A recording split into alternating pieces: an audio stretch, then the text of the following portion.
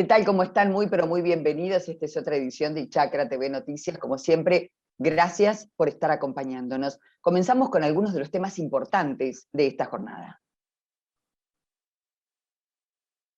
Cese de comercialización de carne vacuna hasta el 28 de mayo. La protesta suma la adhesión de entidades productivas y empresariales. La medida, que implica un cese de comercialización de Hacienda, rige desde las 0 horas de este día, al tiempo que precisamente a las 0 horas se publicó en el boletín oficial la disposición del Gobierno Nacional de suspender por 30 días las exportaciones de carne vacuna. La protesta, que tomó forma de cese de comercialización, fue dispuesta por la mesa de enlace tras el freno impuesto por el gobierno a las ventas al exterior por un periodo de 30 días. Desde la mesa de enlace consideraron que la suspensión de las exportaciones de carne perjudicará a toda la Argentina. La decisión del gobierno generó un fuerte rechazo en las bases del gremialismo rural, que ya venía advirtiendo por las consecuencias de otras medidas: el registro para exportar carne recientemente creado, la resolución que creó nuevos requisitos a los exportadores que quieran anotarse o permanecer en el registro único de operadores de la cadena agroindustrial y que obliga a presentar un plan de embarque de 1 año. Al dar a conocer su medida, el presidente Alberto Fernández reunió a la industria frigorífica, la misma que acaba de poner en marcha un acuerdo con el gobierno para abastecer 8 millones de kilos de carne a precios reducidos. Desde el Ministerio de Desarrollo Productivo, en tanto, informaron que el presidente expresó su preocupación por el crecimiento sostenido en los últimos meses en el precio de la carne vacuna en el mercado interno. En tanto, reiteramos que ya es oficial la prohibición de exportar carne por 30 días, lo publicó el Ministerio de Agricultura de la Nación. Se trata de la resolución 75, que prohíbe la exportación de carne vacuna por 1 mes bajo el fundamento de garantizar los derechos esenciales de la población. La norma establece que siguen habilitadas las colocaciones externas que pertenecen a la cuota Hilton o que tienen como destino, y ya están comprometidas, los Estados Unidos.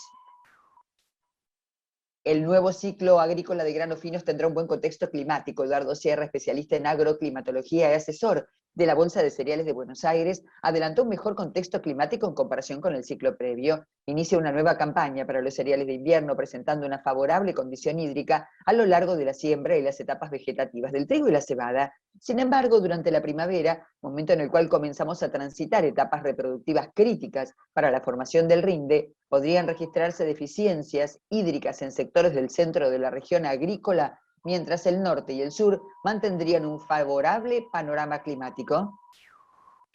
Se perdieron 25% de las explotaciones agropecuarias en 16 años. El INDEC difundió los datos definitivos del Censo Agropecuario 2018 y se confirmó la pérdida de explotaciones agropecuarias con respecto al 2002, cuando se había realizado el último censo. Según el organismo, se totalizaron 221.207 explotaciones agropecuarias, con límite definido en todo el país, un 25,6% menos que el relevamiento pasado. Es decir, que en 16 años se perdieron 76.218 campos en producción. El área total de los campos relevados por el INDEC representa 154.811.827 hectáreas. Y claro, todas las miradas están puestas en el mercado de Hacienda de Liniers, como hace varios días. ¿Se cumple o no el paro agropecuario? ¿Se enviaron animales a ser comercializados en este mercado concentrador, que en términos reales representa en comercialización el 10% del total de la hacienda que se vende en el país, pero que genera el precio de referencia a partir del índice de novillo? A ver qué pasó hoy. Sin ingresos, el mercado concentrador de Hacienda de Liniers, acatamiento pleno a la protesta del sector agropecuario, cese de comercialización que se traduce en esos números que están viendo en este momento en la pizarra. Sin ingresos, no hay camiones, no hay animales que hayan llegado al mercado concentrador de Liniers. Mientras tanto, ¿qué pasó en el mercado granario local e internacional? ¿Bajó la soja? Vamos a ver el análisis completo del ingeniero Claudio Llano. Ahí tienen los cielos en Estados Unidos en una jornada muy complicada para los commodities, con buen clima para la evolución de los cultivos, fuertes bajas para el petróleo y la recuperación del valor relativo del dólar. El maíz salió de este entuerto con daños menores porque a los temores de un aumento de área 2021-22 respecto del dato de Luzda le está oponiendo la potencia compradora de los chinos, que en pocos días ya anotaron 9.5 millones de toneladas de maíz norteamericano. La soja no puede mostrar credenciales similares, el mal clima bursátil, su condición sobrecomprada y un avance de siembra por encima de lo que esperaba el mercado acabaron desplomando sus precios. Al trigo le fue igualmente mal, el dólar terminó recuperando solidez y las noticias del sur de Estados Unidos hicieron el resto. Los índices proyectados para el tour que recorre Kansas están bien arriba de lo esperado. Wall Street en baja ante señales de que la Reserva Federal estaría analizando empezar a recortar la compra de activos en la medida en que siga mejorando la economía de Estados Unidos. Y vamos a ver ahora qué es lo que va a suceder con el tiempo en las próximas horas aquí en la ciudad de Buenos Aires. Estos son los datos que nos proporciona el Servicio Meteorológico Nacional. Los datos indican que para este viernes se espera chaparrones, una mínima de 12 grados centígrados y la máxima 17 grados. Para el día sábado, la mínima pronosticada alcanzaría los 13 grados, con lluvias, mientras que la máxima se ubicaría en los 16 grados centígrados. Para el domingo también se anuncian chaparrones, con una temperatura mínima de 11 grados y una temperatura máxima pronosticada de 17 grados centígrados. Y saben ustedes que nosotros habitualmente estamos conversando con la gente del INTA, y particularmente con la gente del INTA Pergamino, que tiene la gentileza de darnos el espacio para conversar sobre temas que muchas veces son de coyuntura y muchos otros son de servicio a los productores o a los agroempresarios, acerca de innovaciones o experiencias con trabajos realizados. Es el caso del ingeniero Mariano Buti, que nos explicó cómo están trabajando en un proceso de biodigestión anaeróbica para energía.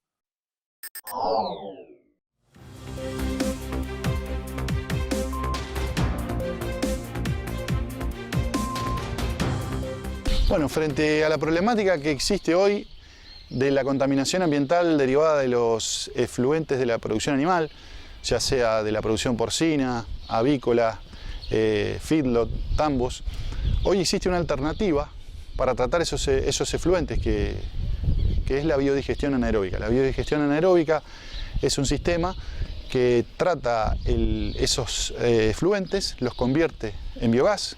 El biogás es una fuente de energía renovable que puede ser utilizada para generar electricidad, calor, energía mecánica, refrigeración, iluminación. Es una de las pocas fuentes de energía renovable que junto con la hidráulica se genera en forma continua, es almacenable y de generación continua.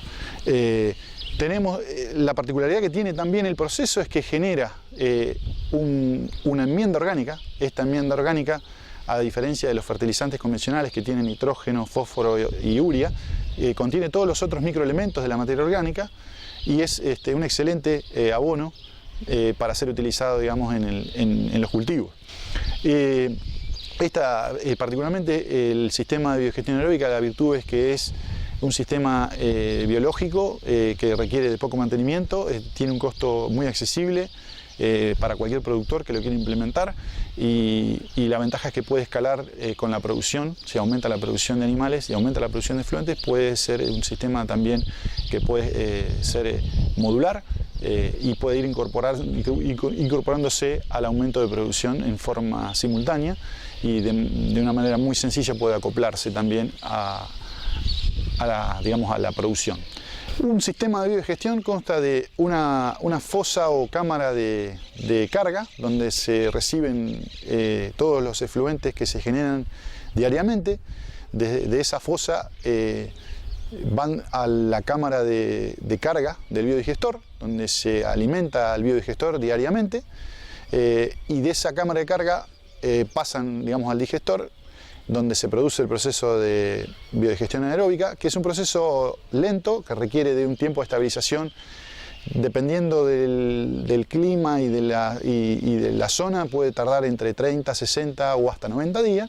Una vez que se alcanza ese periodo de aclimatación, el proceso comienza a ser estable, se genera, digamos, un biogás de buena calidad y en forma estable. todo lo que entra en la cámara de carga por día sale por la cámara de descarga. Es un proceso, digamos, donde todo digamos, se maneja por nivel, o sea, todo lo que entra, lo mismo que entra, se descarga por el lado posterior, a una cámara de descarga. De esa cámara de descarga va a una fosa de almacenamiento digerido que tiene unas dimensiones acordes al uso que se le va a dar en el tiempo a ese digerido. En los momentos de aplicación se calcula y se diseña en función de las necesidades. Si se usa, digamos, en forma cotidiana, no necesita de un almacenamiento muy grande, y si se necesita aplicar en momentos puntuales, se diseña de acorde a cubrir las necesidades en los momentos de aplicación.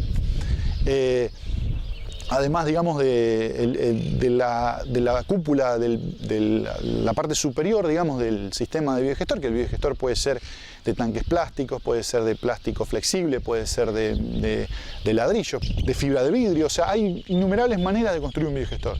El biodigestor es digamos, básicamente es un sistema cerrado que actúa, digamos, en ausencia de oxígeno. Es un proceso anaeróbico, en ausencia de oxígeno, a diferencia de lo que puede ser un compostaje, que es netamente con oxígeno. Es un proceso aeróbico, este es un proceso anaeróbico, donde los microorganismos, a partir de que se agota el oxígeno, comienzan a generar, digamos, las condiciones para degradar la materia orgánica, que es transformada en biogás. Que el biogás es un gas que principalmente está constituido por metano y dióxido de carbono, tiene trazas de sulfídrico y de otros gases, pero las principales constituyentes del mismo son el metano y el dióxido de carbono.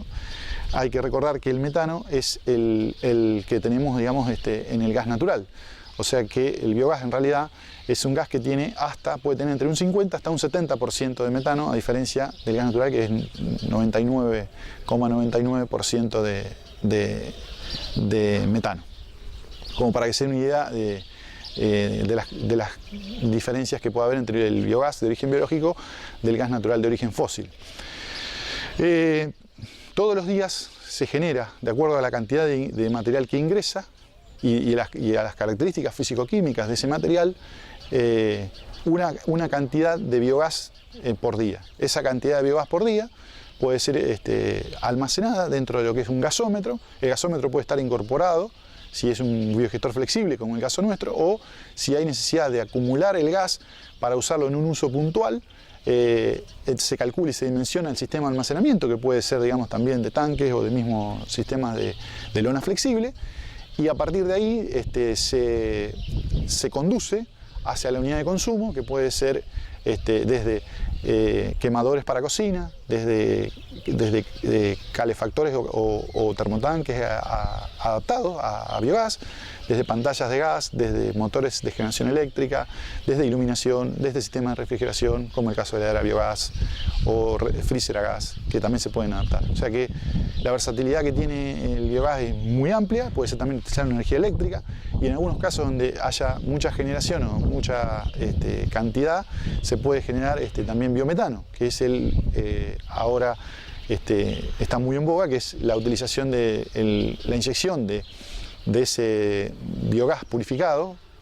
Por eso biometano se le saca el dióxido de carbono y se utiliza en inyecciones de redes de gas natural o en combustible vehicular comprimido, como el GNC. Entonces tenemos ahí otro uso muy incipiente y muy interesante, sobre todo para comunidades rurales aisladas. Inclusive, digamos, se habla también de utilizaciones como gasoductos virtuales, como son los barcos regasificadores. En este caso se podría llevar a un estado de licuefacción, es decir, aplicando menos 180 grados se llevaría a un estado líquido, con lo cual después podría ser utilizado en localidades que no tengan acceso al gas natural como sistemas de regasificación para dar de gas a toda la población. O sea, esto puede escalar no solamente al uso digamos, directo del productor pecuario en las necesidades, digamos, de energía que tenga el productor pecuario, sino que además puede tener otras finalidades más importantes. Es una tecnología que todavía en nuestro país no está lo suficientemente desarrollada, pero que tenemos, sobre todo en la región pampeana, un potencial muy grande, teniendo en cuenta la enorme cantidad de residuos pecuarios, de agroindustrias y de todo el resto de efluentes, digamos, como puede ser frigoríficos, residuos agroindustriales, inclusive todo lo que es residuos cloacales, residuos, digamos, de orgánicos, provenientes de la basura separado de los mercados, digamos, de fruta y hortícola. Con lo cual el potencial que Argentina tiene, y sobre todo en la región pampeana particularmente, es enorme. Hablamos de un estudio que recientemente hizo el ProBiomasa con la FAO, de las principales producciones pecuarias, tambos, feedlot y porcinos, estaríamos hablando de que se podrían sustituir 360.000 toneladas equivalentes de petróleo a partir del aprovechamiento. Hay un marco normativo, que la Ley de Energías Renovables, recientemente sancionada y a punto de ser reglamentada, que brindaría la posibilidad de vender energía eléctrica, el excedente de energía eléctrica, a la red. Con lo cual, digamos, además de lo que hoy es muy conocido como los paneles fotovoltaicos y todo lo que es los generadores eólicos, podríamos estar hablando de que a través de los biogestores también se podría estar generando una venta de energía a través de este marco normativo, ya sea por la compra de los grandes consumidores que necesitan, digamos, o están obligados a comprar o generar esa energía renovable a partir de esta ley, o a través de pequeñas generaciones, digamos, generaciones, digamos, de menor escala, que también podrían estar inyectando y vendiendo energía eléctrica a la red. Con lo cual, además de ser un autoabastecimiento, o lograr sustituir parcialmente o totalmente el consumo de energía del establecimiento, podría también, en el caso de tener un excedente, vender esa energía. Hoy todavía eso está en periodo de reglamentación, pero la normativa está sancionada. O sea que esa es otra puerta que se abre para el desarrollo de las energías renovables, particularmente de la energía derivada de la biomasa y en este caso de los efluentes pecuarios.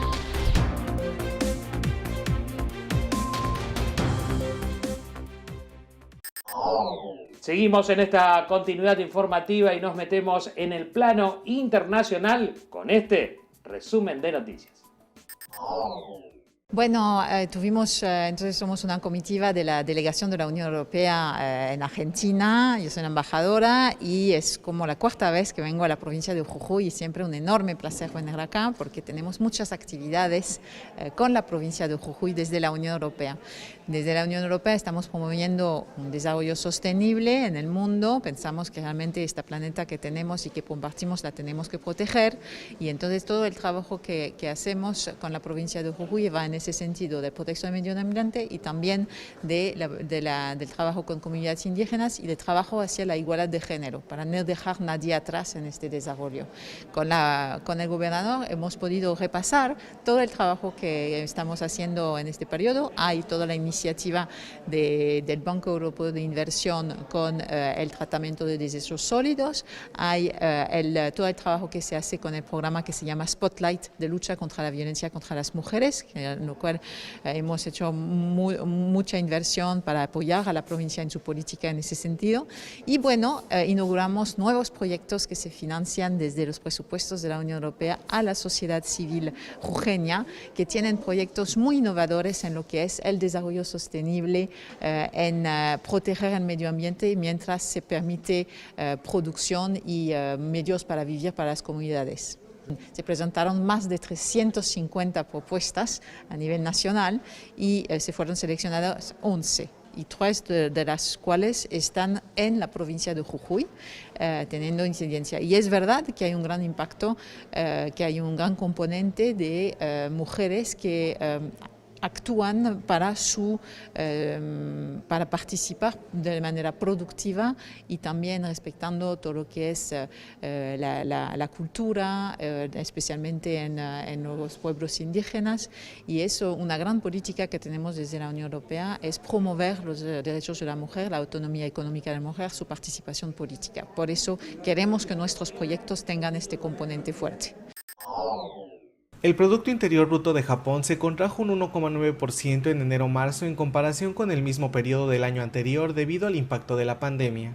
Según los datos publicados por el gobierno este martes, la contracción del primer trimestre de 2021 se debe principalmente al descenso interanual del 3,3% del consumo de los hogares, principal pilar del PIB que se resintió por el nuevo estado de emergencia sanitaria.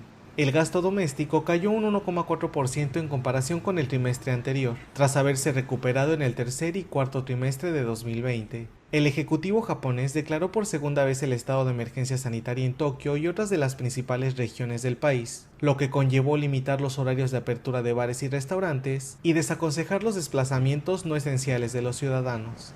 La nueva contracción trimestral de la economía japonesa llega después de que ésta comenzara a recuperarse del impacto del virus en la segunda mitad de 2020, gracias a la leve mejoría del consumo doméstico y de las exportaciones. Inyectar 100.000 millones de dólares en la economía de África es el objetivo de la cumbre internacional que ha reunido en París a una veintena de jefes de Estado y de Gobierno de África para reactivar la economía del continente muy impactada por la pandemia. La pandemia de COVID-19 ha tenido y tendrá un impacto masivo en la economía del continente africano. Este año, el año que viene y sin duda en los años venideros. Será mayor que cualquier crisis anterior, según las estimaciones que creo que están por debajo de la realidad. Para evitar el estancamiento se necesitarían unos 300.000 millones de dólares de aquí a 2025, declaró el presidente francés Emmanuel Macron. Entre las necesidades más acuciantes está la campaña de vacunación contra la COVID, que acumula retraso por la suspensión prolongada de las exportaciones de vacunas procedentes de la India.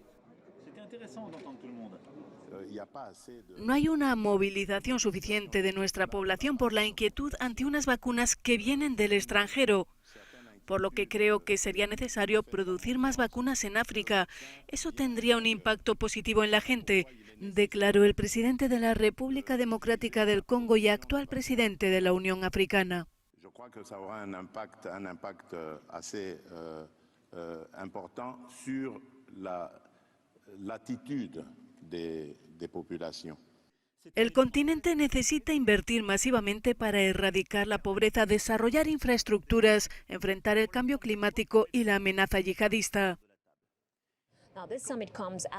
Esta cumbre se produce después de que los líderes africanos y europeos pidieran a la comunidad internacional que abordara las consecuencias de la crisis sanitaria y económica en África. Europa está particularmente interesada en encontrar soluciones para África. Hace apenas 10 días, Francia habría transferido 5.000 millones de euros de reservas de divisas al Banco Central de los Estados de África Occidental. La transferencia es parte de un proceso para reformar el franco CFA. Los mandatarios africanos quieren soluciones, sea como sea, con tal de que se lleven a cabo.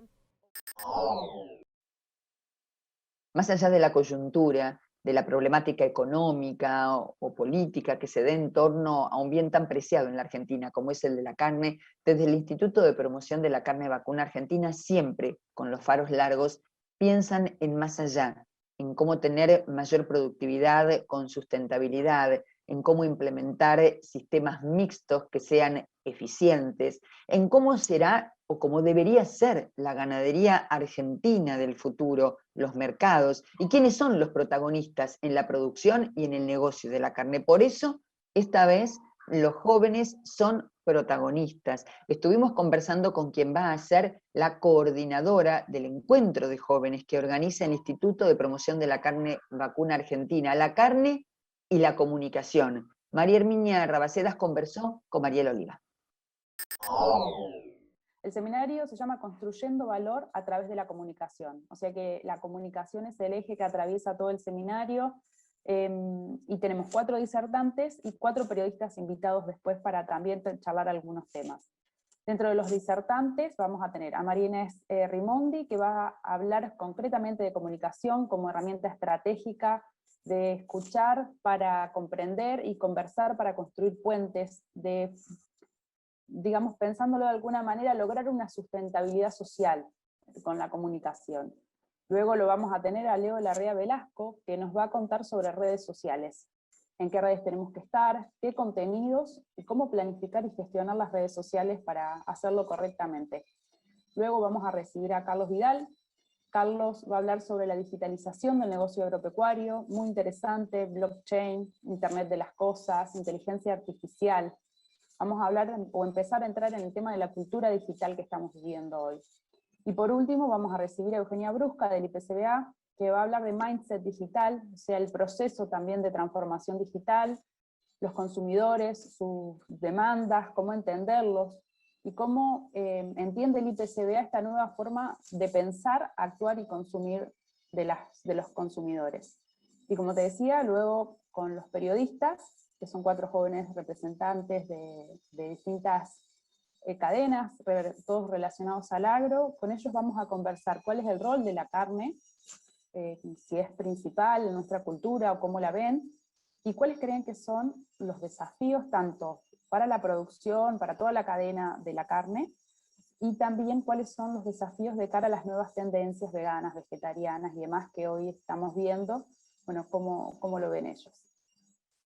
Me gustaría consultarte acerca de la decisión que tomó el IPCBA de, además de las jornadas a campo que todos ya conocemos, incorporar este tipo de seminarios y este tipo de convenciones orientadas puntualmente a los jóvenes. ¿Cómo fue tomar esa decisión y por qué ese camino? Y ahora apuntar hacia la comunicación, que es muy importante, pero era algo que normalmente no estaban acostumbrados.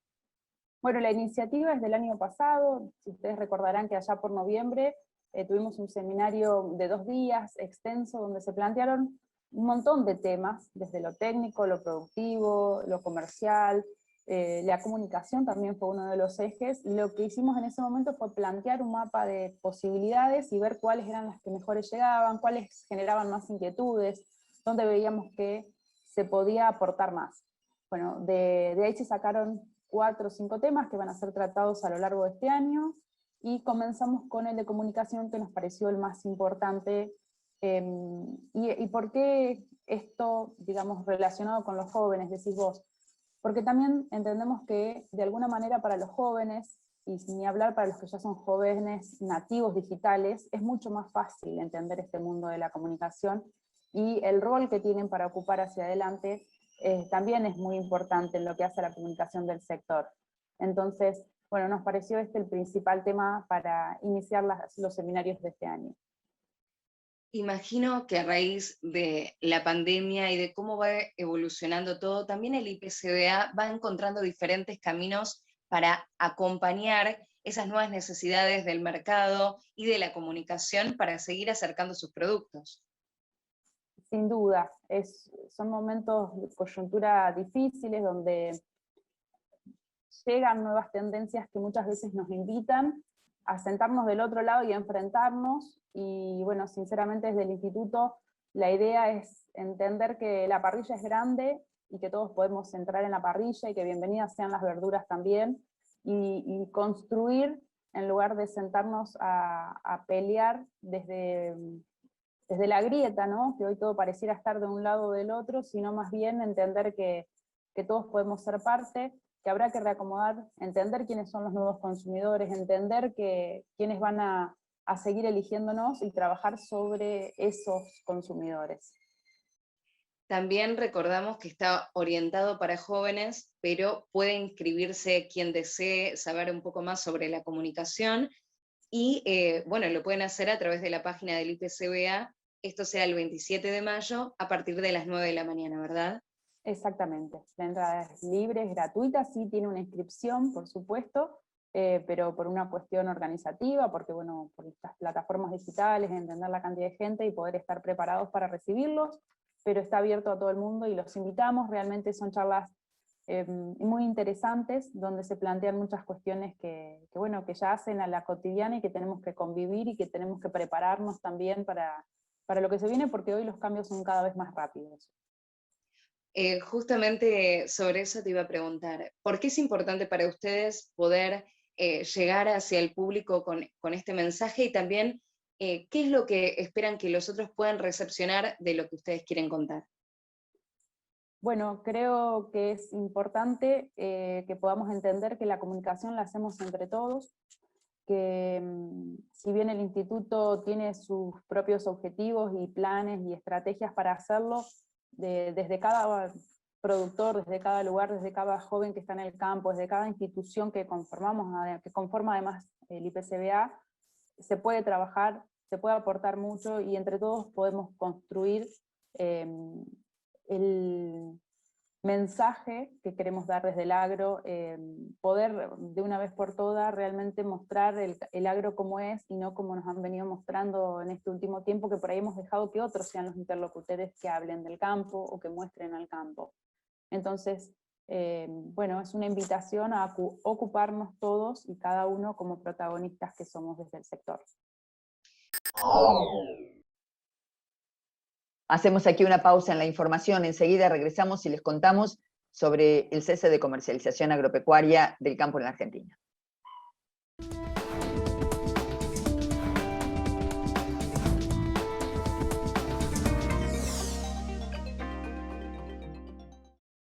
El poder de los jóvenes en la producción ganadera y la industria. Seminario virtual del IPCBA. Jueves 27 de mayo, 9 horas, online y gratuito. Reserva tu lugar, conexión gratuita, cupos limitados. Informes e inscripción en www.ipcba.com.ar o al WhatsApp 54 911 44 15 8189. El campo evoluciona, nosotros también. Con Galicia Rural podés acceder a la mejor financiación para la compra de hacienda e insumos agrícolas con las principales marcas. ¿Cómo funciona? Los proveedores del agro ingresan la compra en la plataforma y vos la aprobás en Office Banking o la app. Galicia Rural, siempre junto al campo.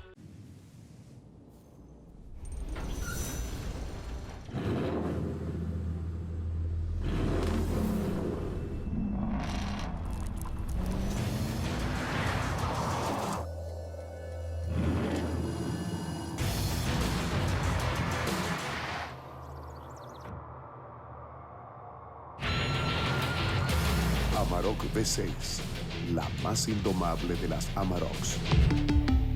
Volkswagen. Rotoenfardadoras Mainero, un negocio redondo, alta capacidad de compactación, gran productividad y el mayor rendimiento, con atador de hilo y red y sistema de cúter o tradicional. Hable hoy con su concesionario Mainero, tenga el mejor equipo, los mejores rollos y cierre un negocio redondo. Mainero.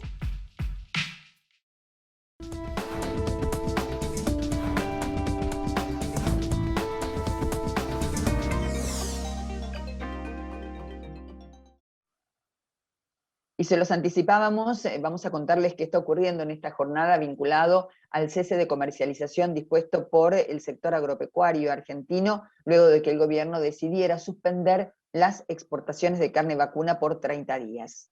El paro comenzó a las 0 horas de este día jueves, al tiempo que el Ministerio de Agricultura publicó en el boletín oficial la resolución 75, casualmente finaliza con este número, el 75, el 5, que prohíbe la exportación de carne vacuna por 30 días. ¿Qué fundamento señala el Gobierno Nacional en esta resolución que se publicó en el boletín oficial a la medianoche? El fundamento es garantizar los derechos esenciales de la población.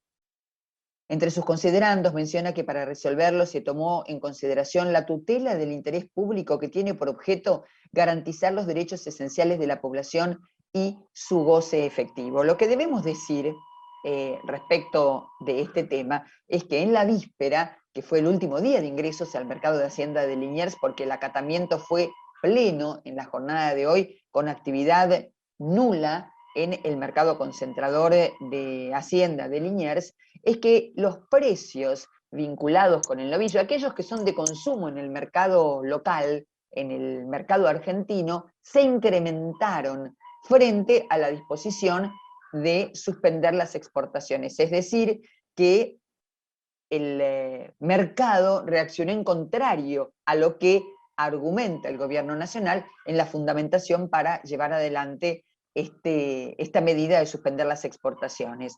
Vamos a contar muy cortito en qué consiste este paro del campo, como muchos puntualizan. Es en rechazo al cierre de las exportaciones de carne vacuna, incluye solamente a los productores ganaderos.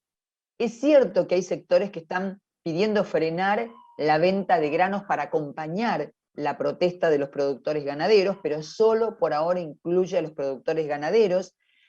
aunque el mercado de Hacienda de Liniers permanece y va a permanecer abierto durante todos los días de la medida de protesta, no hubo actividad. Y lo que sí ocurrió, que se canceló, fueron las ferias y los remates previstos en toda la República Argentina. La protesta va a continuar hasta el día 28 de mayo a las 24 horas y se prevé que cuente con la adhesión, como ha ocurrido en el día de hoy, del mercado de Liniers, de las ferias consignatarias, que se suspendan los remates, cosa que hasta ahora, en el primer día de protesta, se ha llevado adelante.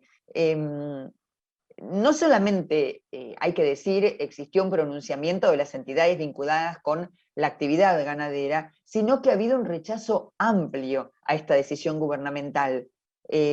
Participaron en distintos documentos, insisto, además de todas las entidades dependientes de las 4 entidades nacionales del campo y que están dispersas en el interior de la Argentina, sino también las bolsas de cereales de todo el país, las bolsas de comercio de todo el país, la Confederación Argentina de Mediana Empresa, las 4 cadenas de cultivos, el movimiento CREA, la Asociación Argentina de Productores de Siembra Directa, la Cámara Argentina de Inmobiliarias Rurales, la Federación de Industrias Forestales de la República Argentina. Es decir, ha habido un amplio espectro de entidades y organizaciones productivas y empresariales que acompañaron el malestar del sector agropecuario por la medida adoptada. En todos los casos tomaron como ejemplo lo acontecido en la gestión de Cristina Fernández de Kirchner y lo acontecido en la oportunidad en que se decidió suspender, vetar las exportaciones de carne y los resultados negativos que para el sector y la economía del país tuvieron esas medidas que consideran que ahora se están repitiendo con esta decisión. Pasamos ahora a las opiniones respecto de este tema. Dijimos que las 4 entidades nacionales del campo fueron las que decidieron adoptar esta medida. Mariel Oliva conversó con Carlos Achetoni, titular de la Federación Agraria Argentina. Es una resolución, como muchas, ya nos tiene acostumbrados los fines de semana, así empezamos el lunes con alguna buena nueva. Y en este caso la 5921 que viene a consolidar el sistema de manejo de las declaraciones juradas por parte del gobierno. Y en esto ponemos nosotros nuestro reparo y nuestra confirmación de dudas que teníamos con respecto a que puedan ser muy similares a los errores que tuvimos en el pasado, con los nefastos efectos que produjo, tanto en el rodeo vacuno como en los productores, que nuestros representados, los pequeños y medianos, fueron los más castigados en ese momento y que a muchos les costó salir del circuito productivo, y que en este caso, si se ralentiza, si comienzan a haber movimientos en donde se cupifica o se direcciona la exportación, va a incidir sobre los precios de Hacienda en pie el interno, bajando, y esa baja obviamente que impacta en más medidas sobre el más pequeño, que tiene menos espalda, y que es el primero que sale de escala y de circuito productivo. ¿A qué cree, Carlos, que se debe esta limitación en cuanto a las exportaciones y esta dificultad que presenta para que se pueda exportar, siendo que es una manera de que ingresen divisas al país?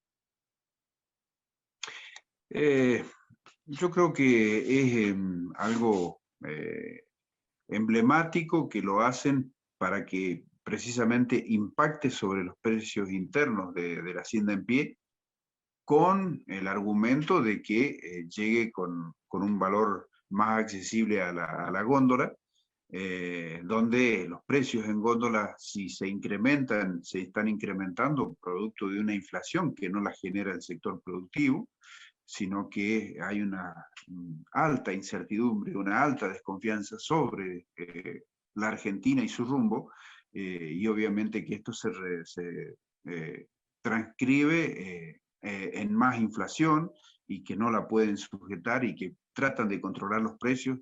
No me aparto de que puedan buscar de que no haya desequilibrio o concentración de rentabilidad en algún sector, pero no esta metodología. Creo que la hacen para adentro y dejando la exportación que fluya hacia afuera, pero quizás concentrándola o direccionándola a ciertos y determinados actores y no dejando que haya una democracia de exportación que hace a una sanidad y a una potencialidad que es muy importante que se sostenga y se mantenga, y que haya una revitalización del mercado interno, porque una cosa es lineal y otra cosa es los mercados en las afueras, en el interior del país, en donde todas estas luces de alarma por ahí provocan mayores distorsiones.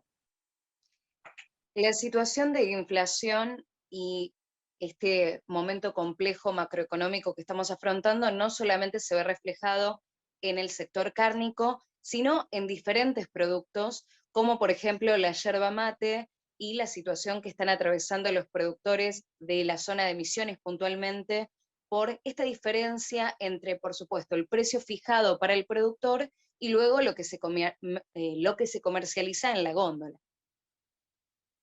Sí, sí, por un lado, bueno, la distorsión típica de precios que nada tienen que ver con la generación del producto primario o con el productor primario, pero en este caso de la yerba es muy particular. Es un problema que tiene esa singularidad de que se fija un precio. El laudo lo fija en este caso el gobierno porque no han llegado a un acuerdo entre industria y productores, y fija un laudo que está muy por debajo de lo que vienen pagando la industria. O sea, que tiene un margen la industria para pagar en negro, ¿no? Entonces uno no entiende esa situación, que tiende a una mayor concentración, que va en desmedro de los secaderos pequeños de yerba canchada, y que lamentablemente no hace a un comercio equilibrado, a un comercio justo. Precisamente los argumentos que se dan para la carne, del control, de la subfacturación, en este caso, la subfacturación la está avalando el gobierno con el precio que le pone al laudo de yerba de hoja verde. La verdad que es bastante molesto, y obviamente que la gente de Misiones se expresa contundentemente con un malestar que es lógico y entendible que lo tenga. Sí, además lo que llama sorpresivamente la atención es que la yerba mate aumentó su consumo en la pandemia, en la cuarentena, y además aumentaron los precios en góndola del producto. Por ende, no es muy compatible con lo que está sucediendo en función de los productores y lo que ellos perciben. Sí, sinceramente, siempre esas asimetrías que realmente ahí sí nos gustaría que se pudieran controlar, y que está pasando en un montón de actividades, de economías regionales de distintos puntos del país, tanto lechería como producciones frutícolas, hierba, cualquier producto que realmente tienen una distorsión muy importante, y en este caso, si bien se va moviendo el precio hacia arriba de la hierba, el precio final de góndola es totalmente distorsionado y muy dado, al que está poniendo o privando de la posibilidad de consumo es al consumidor final. Pero dentro de tantas malas noticias podemos hablar de algo positivo y tiene que ver con un proyecto que ha tomado las riendas Federación Agraria y es Colonia de Guardamonte en la provincia de Entre Ríos, sobre este lugar recuperado que había sido adquirido por un legislador con dinero de la corrupción y bueno, fue recuperado y fue ahora convertido en algo que por supuesto nos va a poder comentar mucho mejor de qué se trata. Sí, la verdad que es un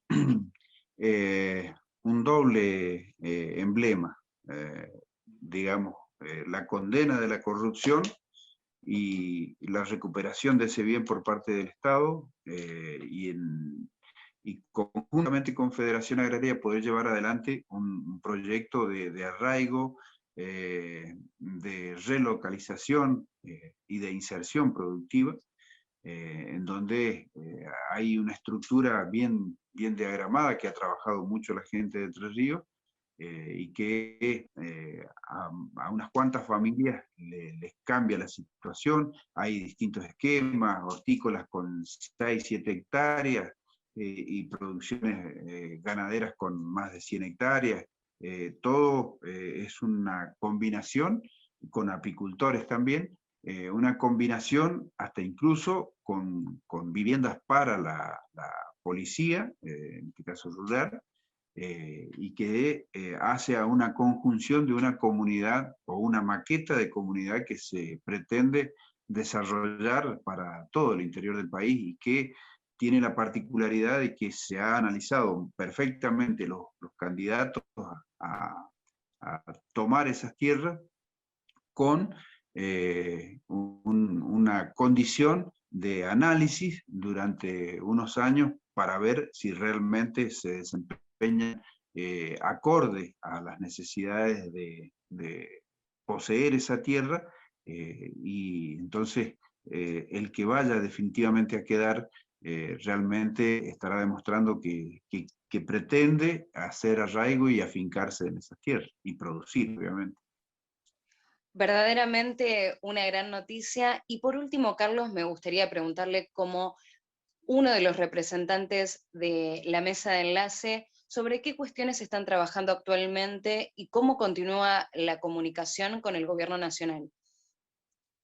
Bueno, estamos trabajando en todo lo que es precisamente el arraigo en el interior del país, la posibilidad concreta de que haya mayor producción. Tenemos muy claro que con mayor producción es la única forma que podemos lograr que se preserve el entramado rural y de los pueblos del interior del país, como así también que se recupere la posibilidad de que se sacar a la gente de la pobreza a través de la generación de empleo, de una mayor producción, de mayor valor agregado y en consecuencia un mayor disponible de ingreso de divisas que le hacen tanta falta al país. Todos estos temas y proyectos con financiamiento, con una mejora de la ley de emergencia, con un fondo como corresponde, con un seguro integral que realmente asista a las distintas necesidades de las distintas producciones del país, son extremadamente necesarias para que realmente haya un desarrollo, un progreso como merece la Argentina, y esto también estamos tratando de llevarlo al ámbito del Consejo Económico y Social, en donde no hemos tenido la posibilidad de tener una gran participación, pero sí estamos haciendo la presión necesaria para tener las reuniones y en esas circunstancias poder llevar adelante nuestras propuestas y que sean escuchadas y que sean consensuadas dentro del Consejo Económico y se conviertan en política pública. Continuamos con más información y nos vamos a ir hacia la provincia de Córdoba, porque allí continuaron con las entregas de los certificados de buenas prácticas agropecuarias correspondientes al año 2020. Esta zona del norte de Río Primero, todos sabemos el gran desarrollo que tiene la parte sur y la parte central, y hoy el gran desarrollo que está teniendo la parte norte, justamente por estar ubicado en una posición estratégica entre las rutas 17 y la ruta 32 de nuestra provincia, rutas sumamente transitadas y estratégicas para el desarrollo agropecuario, y bueno, y la reciente llegada y no la llegada, sino la vuelta del tren, del central, que bueno, eso nos está permitiendo acercarle oportunidades a las distintas industrias que tenemos acá en el departamento para llevar la producción al resto del mundo, que esa es la política que entendemos que tenemos que llevar adelante como una provincia productora, como una provincia agropecuaria y agroexportadora, y justamente dándole valor a lo local, dándole valor a la infraestructura que hace falta para que todos estos procesos se lleven adelante y felices de que la producción que tenemos en nuestra zona hoy está llegando a través del tren, a través del puerto, a distintas partes del mundo. Cambiamos de tema, nos vamos hacia la provincia de Buenos Aires porque en el distrito de San Fernando relanzaron el programa La Huerta en Casa. Se lanza la tercera edición de Huerta en Casa. Es un programa que nos pidió el intendente que llevemos a cabo y con un gran éxito, por eso ahora estamos con la tercera edición, muy esperada por los vecinos, así que muy contenta de dar la noticia de que llegan las semillas de invierno, que tenemos 8 especies para que puedan plantar. Es un muy lindo programa para hacer en casa, para conectarse con el medio ambiente, para comer más sano, para volver a lo natural, y también es una actividad para hacer con nuestros hijos, ¿no? y enseñarles el valor de la naturaleza, de la vida, en estos tiempos que hay que cuidar tanto el medio ambiente, que es tan importante. Por eso el municipio tiene un programa muy amplio, no solo en huertas, sino en la reserva de biosfera, con la recuperación de especies, con el programa municipal de reciclados, que es muy grande. También tenemos convenio con la Fundación Garrahan, y bueno, hoy dando la gran noticia también de que ya empezamos la construcción de la planta de tratamientos de residuos reciclables del distrito, así que San Fernando va creciendo mucho a pedido del intendente. Todos estos programas suman mucho a nuestro medio ambiente y cada vez son más vecinos los que participan en todas las actividades de la Secretaría. Para conseguir las semillas, los vecinos se anotan en la página del municipio, que es www.sanfernando.gov.ar/huerta en casa. Una vez que se inscriben, tienen 3 lugares para elegir, el que les quede más cómodo a los vecinos, donde puedan retirar las semillas. Es en el Centro de Atención a Vecinos, que es en el Palacio Municipal, en la Secretaría de Medio Ambiente, en la calle Branza 675 San Fernando, y en el Centro Universitario Municipal, en la Avenida Avellaneda, en el barrio de Virreyes.